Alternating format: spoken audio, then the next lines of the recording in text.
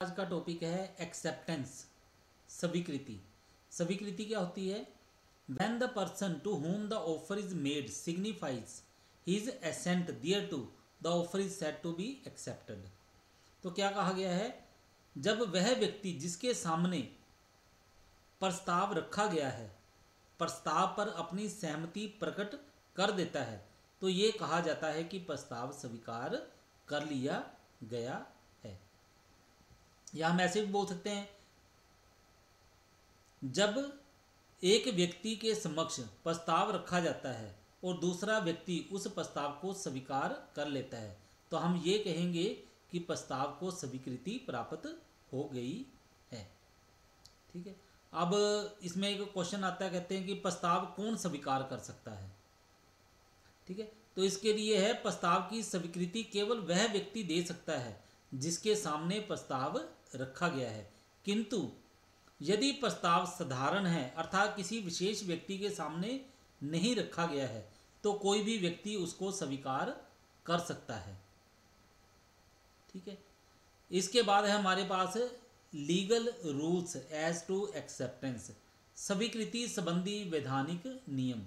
तो पहला नियम क्या है? Acceptance must be absolute and unconditional. स्वीकृति पूर्ण तथा शर्त रहित होनी चाहिए।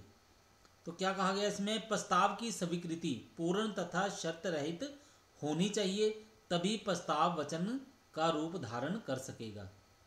वैध स्वीकृति के लिए ये आवश्यक है कि प्रस्ताव की सभी शर्तों को स्वीकार करना पड़ेगा। यदि स्वीकृति कुछ भिन्न है तो वह वैध स्वीकृति नहीं मानी जा सकती। यदि स्वीकृति प्रस्ताव की शर्तों से भिन्न है तो इसे प्रति प्रस्ताव भी कहा जाता है तथा उसकी स्वीकृति उस समय तक नहीं मानी जाती जब तक कि मूल प्रस्तावक द्वारा वह स्वीकृत ना हो जाए। उदाहरण के लिए, राम ने अपनी घड़ी शाम को 1000 रुपये में बेचने का प्रस्ताव दिया। शाम प्रस्ताव के उत्तर में राम को कहता है कि वह उसे 900 रुपये में खरीदने को तैयार है। शाम का ये प्रति प्रस्ताव है। अब राम यदि चाहे तो इस प्रति प्रस्ताव को स्वीकार कर सकता है, अर्थात प्रति प्रस्ताव होने से मूल प्रस्ताव समाप्त हो जाता है। उसके बाद दूसरी क्या शर्त रखी गई है? वो है acceptance must be made in the manner prescribed. स्वीकृति निर्धारित ढंग से होनी चाहिए। इसका क्या मतलब है? यदि प्रस्तावक द्वारा ऐसा कोई ढंग नियत किया गया है, उदाहरण के लिए यदि प्रस्तावक तार द्वारा स्वीकृति चाहता है तो स्वीकृति तार से ही होनी चाहिए। ठीक है। ये टेलीग्राम की बात कर रहे हैं। टेलीग्राम पहले होती थी, अब तो नहीं है, लेकिन अब कैसे है? अगर कह दिया है कि स्वीकृति जो है वो ऑनलाइन प्रदान की जाए, अगर ऑनलाइन स्वीकृति दी जाएगी तभी हम उसे कहेंगे कि स्वीकृति जो है वो प्रदान की गई है। यदि प्रस्तावक द्वारा कोई ढंग अथवा समय नियत नहीं किया गया है तो स्वीकृति उचित ढंग अथवा उचित समय में होनी चाहिए। उचित ढंग अथवा उचित समय क्या है? ये एक तथ्य संबंधी प्रश्न है जो प्रत्येक मामले की परिस्थितियों में निर्भर करता है। तो इसका कहने का मतलब है कि स्वीकृति आपने कैसे प्रदान करनी है? जिस ढंग से प्रस्ताव पेश किया गया, प्रस्तावक ने जो कहा गया है, प्रस्तावक ने ये कहा है कि आप स्वीकृति जो है इस ढंग से प्रदान करें, तो उसी ढंग को अपनाना पड़ेगा, उसी तरह से स्वीकृति देनी पड़ेगी। अगर इस तरह का कोई भी प्रस्ताव में उल्लेख नहीं है स्वीकृति के लिए, तब क्या है? तब जो उचित तरीका है स्वीकृति देने का वही आपको अपनाना पड़ेगा। अब उचित तरीका क्या है? ये हर एक केस के लिए अलग अलग हो सकता है। उसके बाद तीसरा है हमारे पास, the proposer can not prescribe the way of refusal. प्रस्तावक अस्वीकृति की विधि निर्धारित नहीं कर सकता। इसमें क्या कहा गया है? प्रस्तावक को केवल स्वीकृति की विधि निर्धारित करने का अधिकार है, अस्वीकृति का नहीं। प्रस्तावक क्या है? वो स्वीकृति के लिए तरीका बता सकता है, अस्वीकृति के लिए नहीं। प्रस्तावक दूसरे व्यक्ति को प्रत्येक परिस्थिति में प्रस्ताव का उत्तर देने के लिए बाध्य नहीं कर सकता है। वह प्रस्ताव स्वीकार करे अथवा ना करे। इसमें हम एक उदाहरण मान लेते हैं ए बी के पास पत्र भेजता है कि वह उसका घोड़ा 1,000 रुपये में क्रय करना चाहता है। यदि बी पत्र का उत्तर नहीं देता तो अ यही समझेगा कि बी को घोड़ा बेचना मंजूर है, अतः घोड़ा उसका हो जाएगा। बी अस्वीकृति का पत्र डालने के लिए बाध्य नहीं है। यदि ए बी के पत्र का उत्तर निर्धारित तिथि तक नहीं देता तो इसका अर्थ ये कदापि नहीं कि उसने ए का प्रस्ताव स्वीकार कर लिया है। तो इसमें क्या है, इसमें एक व्यक्ति ए जो है वो बी को लेटर भेज के कह रहा है कि आप मेरा घोड़ा 1,000 रुपये में खरीदने के लिए तैयार हो, ठीक है। तो अगर आप मेरे को लेटर भेज के इसकी स्वीकृति दे दोगे तो मैं मान लूँगा कि आपने इसको स्वीकार कर लिया। अगर नहीं भेज आपने अगर इसको स्वीकार नहीं करना है तो भी मुझे पत्र लिख कर बताओ, ठीक है। अब ये जो है ये बी के ऊपर निर्भर है कि वो पत्र लिखे चाहे ना लिखे। अगर बी जो है पत्र नहीं लिखता है तो वो भी इसका मतलब यही माना जाएगा कि उसने प्रस्ताव को अस्वीकार कर दिया है, ठीक है। क्योंकि प्रस्तावक जो है वो खुद शर्त नहीं लगा सकता है अस्वीकृति के लिए कि आपको जवाब देना ही पड़ेगा अगर आपने प्रस्ताव को अस्वीकार करना है, ऐसा नहीं है। अगर वो जवाब नहीं देता तो इसका मतलब यही है कि प्रस्ताव जो है उसने स्वीकार नहीं किया है। उसके बाद है next, offer once rejected cannot be accepted until it is renewed. एक बार अस्वीकृत किया गया प्रस्ताव स्वीकृत नहीं किया जा सकता जब तक कि उसे फिर से प्रस्ताव के रूप में ना रखा जाए। तो इसके लिए हम उदाहरण मान लेते हैं। यदि मोहन 100 क्विंटल चीनी सोहन के लिए 1,000 प्रति क्विंटल की दर से बेचने का प्रस्ताव रखता है और सोहन ये जवाब देता है कि वह केवल 750 प्रति क्विंटल की दर से खरीद सकता है, तो सोहन मोहन के प्रस्ताव को अस्वीकार कर देता है। परंतु यदि सोहन फिर ये प्रस्ताव देता है कि वह उसे 1,000 रुपये प्रति क्विंटल की दर से खरीद लेगा तो मोहन उस दर पर बेचने के लिए बाध्य नहीं है, क्योंकि सोहन का ये कार्य मोहन के प्रस्ताव की स्वीकृति नहीं है जो कि समाप्त हो चुका है। तो इसका मतलब क्या है कि ए ने मान लो बी को कहा है कि मैं आपको अपना घोड़ा 1,000 रुपये में बेचने के लिए तैयार हूँ। अब बी ने कहा कि नहीं, मैं आपका घोड़ा 1,000 रुपये में नहीं खरीदूंगा, अगर आप उसको मेरे को 800 रुपये का बेचोगे तब मैं उसको खरीदूंगा। तो यहाँ पे बी ने क्या किया है, ए के प्रस्ताव को अस्वीकार कर दिया। लेकिन उसके कुछ दिनों बाद बी फिर ए को कहता है कि मैं आपका घोड़ा 1,000 रुपये में खरीदने के लिए तैयार हूँ, ठीक है। तो इसमें अब ए की इच्छा है कि वो इस प्रस्ताव को माने या फिर ना माने, ठीक है। यानी कि एक बार अस्वीकृत किया गया प्रस्ताव स्वीकृत नहीं किया जा सकता जब तक कि उसे फिर से प्रस्ताव के रूप में ना रखा जाए। उसके नेक्स्ट है हमारे पास, एक्सेप्टेंस मस्ट बी कम्युनिकेटेड। स्वीकृति का संवहन आवश्यक है। तो ये आपने पॉइंट बिल्कुल उसी तरह से लिखना है जैसे ऑफर के लिए लिखा था कि ऑफर को कम्युनिकेट करना जरूरी है, उसी प्रकार स्वीकृति का संवहन करना भी जरूरी है, ठीक है। उसके बाद है नेक्स्ट, एक्सेप्टेंस में बी एक्सप्रेस और इम्प्लाइड।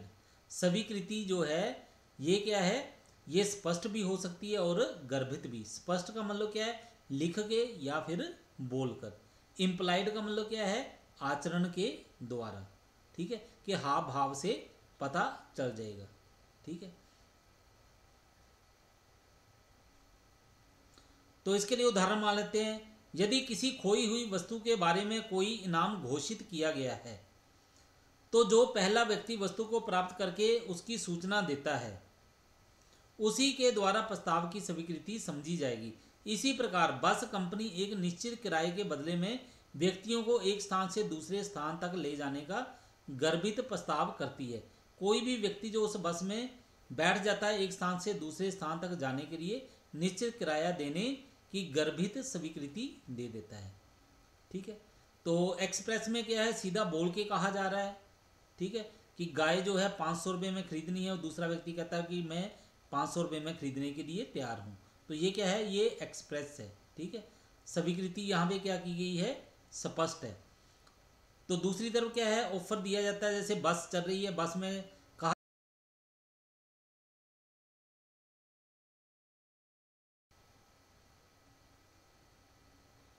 कहा हाँ, तो दूसरी तरफ क्या है, बस एक स्थान से दूसरे स्थान को जा रही है, तो इसका मतलब क्या है कि बस वाला ये ऑफर दे रहा है कि एक स्थान से दूसरे स्थान में जाना है तो निश्चित किराया जो है वो देना पड़ेगा। अब कोई व्यक्ति बस के अंदर बैठ जाता है एक स्थान से दूसरे स्थान पे जाने के लिए, तो इसका मतलब है उसने स्वीकृति दे दी है। अब कोई बोल के नहीं किया, बताया उसने, उसके आचरण से ही पता चल गया। जब वो बस में बैठ गया तो इसका मतलब है वो, उसको ऑफर जो है वो स्वीकार है, उसने स्वीकृति दे दी है। वो जहाँ पे जाएगा, जिस स्थान तक जाएगा, उस स्थान तक के लिए वो किराए का भुगतान करेगा।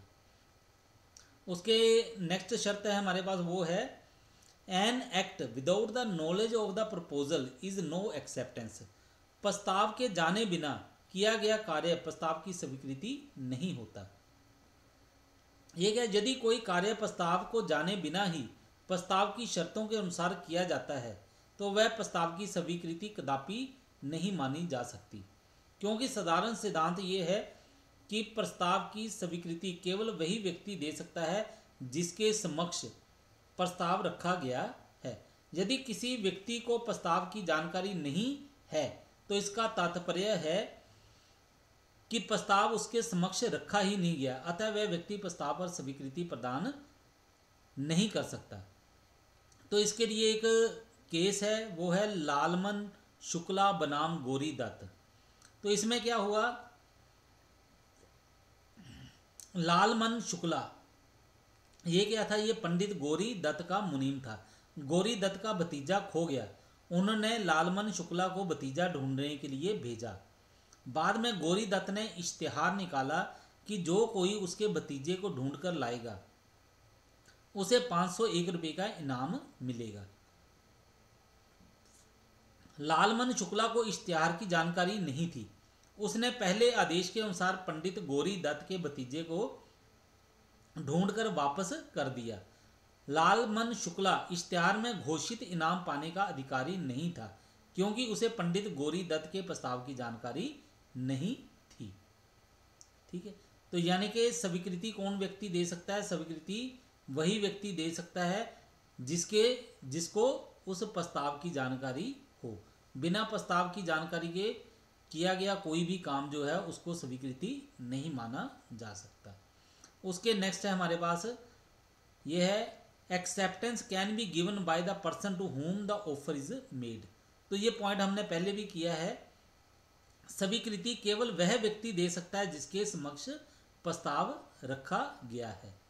ठीक है, विशिष्ट प्रस्ताव की स्वीकृति केवल वही व्यक्ति दे सकता है जिसकी सहमति के उद्देश्य से प्रस्तावक ने प्रस्ताव किया है, परंतु सामान्य या साधारण प्रस्ताव जो सार्वजनिक रूप से खुला है को कोई भी व्यक्ति जिसकी जानकारी में वह प्रस्ताव आ गया है स्वीकार कर सकता है। ठीक है, उसके हमारे पास पॉइंट है, जो रूल है वो क्या है, acceptance must be made before the lapse और विदड्रॉल ऑफ एन ऑफर। प्रस्ताव की स्वीकृति प्रस्ताव के समाप्त होने या वापस लेने से पूर्व होनी चाहिए। यदि प्रस्तावकर्ता ने स्वीकृति की अवधि निश्चित कर दी है तो इस अवधि में प्रस्ताव स्वीकृत किया जाना चाहिए। यदि कोई अवधि निश्चित नहीं की गई है तो प्रस्ताव को उचित समय में स्वीकार किया जाना चाहिए। उचित समय का निर्णय परिस्थितियों पर निर्भर होता है, परंतु यह आवश्यक है कि स्वीकृति प्रस्ताव के समाप्त होने या वापस लेने से पूर्व होनी चाहिए, अन्यथा स्वीकृति वैध नहीं होगी, वह अनुबंध उत्पन्न नहीं होगा।